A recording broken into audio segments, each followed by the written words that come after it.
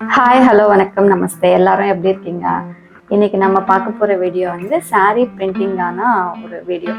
So last same saree printing வீடியோல வந்து 2 sarees எடுத்துட்டு போயிட்டு சென்னையில் நான் ட்ரை பண்ணியிருக்கேன். பட் அப்போ வந்து நான் ஒரு saree தான் பிரிண்ட் பண்ணியிருக்கேன். இன்னொரு saree வந்து நான் திருப்பி வேற ஏதாவது ஒரு இடத்துல பார்க்குறேன் அப்படின்னு சொல்லிட்டு நான் வீடியோவில் மென்ஷன் பண்ணியிருந்தேன். ஸோ இப்போ லாஸ்ட் 2 months வந்து இந்த saree வந்து ஆந்திராவில் நான் வேற இடத்துக்கு கொரியர் அனுப்பிட்டு பிரிண்டிங் எல்லாம் முடிச்சுட்டு வந்திருக்கு. ஸோ எப்படி இருக்கணும், அந்த ப்ரைஸ் சார்ஜஸ் எல்லாம் என்ன வாங்கினாங்க அப்படின்னு சொல்லிட்டு தான் நான் இந்த வீடியோவில் நான் மென்ஷன் பண்ணுறேன். அண்ட் பிரிண்டிங் பிஃபோர் அந்த saree எப்படி இருந்துச்சு அப்படின்னு சொல்லிட்டு கூட கிளிப் நான் ஆட் பண்ணுறேன். ஸோ இதில் இன்னொரு விஷயம் நான் சொல்ல வேண்டியது இருக்குது. என்னென்னா, நான் வந்து மெயின் அந்த ரெய்னி சீசனில் நான் அனுப்பிட்டேன். ஸோ அதனால அவங்க வந்து 1.5 months மேலேயே வச்சுக்கிட்டாங்க. ஸோ நானும் இன்ஸ்டாகிராமில் பார்த்து அனுப்புனதுனால ஏடா இன்னும் வரல அப்படின்னு சொல்லிட்டு தான் பயந்துட்டு இருந்தேன். பட் இன்னொன்று வந்து ரெய்னி சீசனில் அனுப்பிட்டாங்க அப்படின்னா கண்டிப்பாக அவங்க டைம் எடுக்கிறாங்க.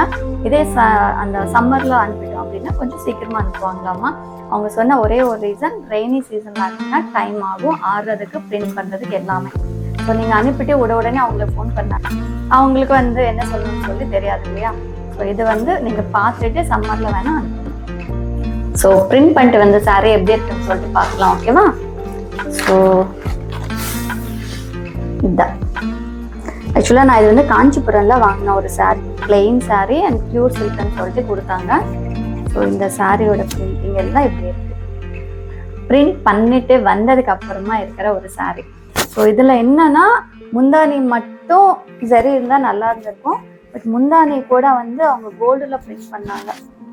ஸோ கோல்டு அண்ட் க்ரீனில் பண்ணாங்க. மேபி அவங்க வந்து மொத்தமாக கோல்டில் பண்ணியிருந்தா கூட நல்லா இருந்திருக்கும். ஒரு ட்ரையலுக்காக பண்ணியிருக்காங்களோ என்னன்னு தெரியல. பட் இப்படி கூட பார்க்கறதுக்கு அழகா இருக்கு. டபுள் ஷேட் மாதிரி ஒரு க்ரீன் ஒரு கோல்டு மாதிரி இருக்கு. ரிமைனிங் saree ஃபுல்லாகவே இப்படி இருக்கு.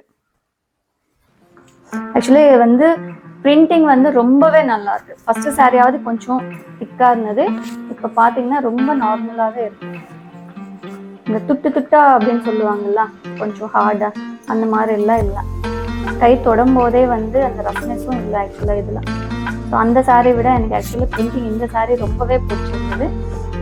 ஸோ இதுக்கு ப்ரைஸ் வந்து அவங்க கலர் கூட சேஞ்ச் பண்ணுவாங்களாமா.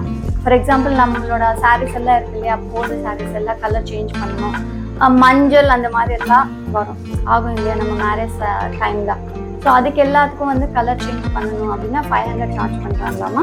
ஸோ நான் கலர் எதுவும் சேஞ்ச் பண்ணல, எனக்கு பிரிண்டிங் மட்டும் வேணும் அப்படின்னு சொன்னதுக்கு 800 சார்ஜ் பண்ணாங்க பிரிண்டிங்க்கு.